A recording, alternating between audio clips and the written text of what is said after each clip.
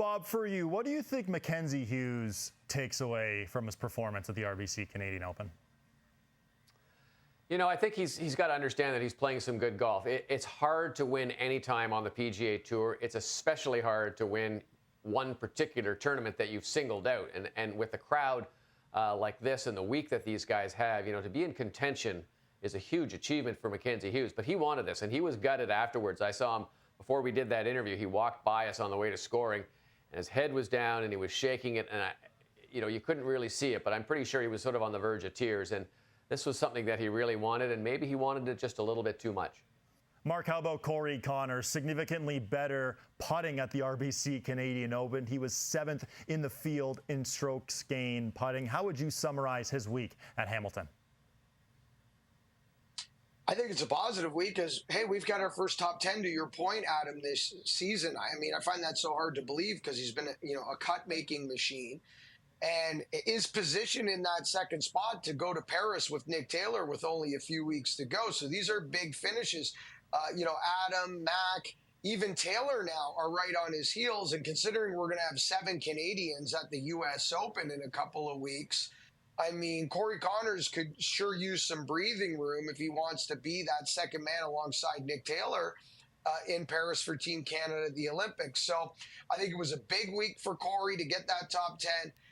And I think when we get to Pinehurst, he'll be one of 2 types of players that can win there. For me, guys, when we get to Pinehurst, I'm going for guys that can either really kind of get up and down from anywhere or a Corey Conners type player.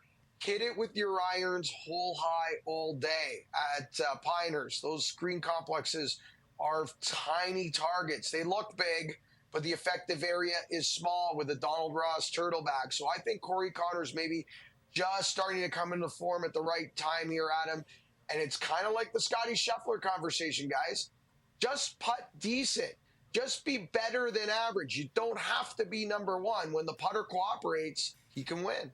And heading into last week, Corey Conners was 2nd on the PGA Tour in strokes gained approach, 161st in strokes gained putting, so significantly better. Mark, I'm so glad you mentioned the Olympics. Bob, for you, Nick Taylor seems to be a shoo-in for at least one spot on Team Canada on the men's side. Is it Corey Conners' spot to lose for spot number 2? Well, they've got 2 weeks to settle that, the Memorial and the U.S. Open, and those are big events, and they can carry a lot of weight. So unless one of the other players, like an Adam Hadwin, like a Taylor Pendrith, as Mark was mentioning, can have a huge week, and you would probably need a top 5, maybe a top 3 finish to really jump ahead, then I think it's going to be Corey Conners and Nick Taylor in Paris. We'll see. It's stranger things have happened out there. I tell you, all these guys want it, so they're going to be digging for it, and they're going to try and secure that second spot. But right now, it sure looks like Corey's. Well, just a couple of weeks left until the Canadian Olympic team is named.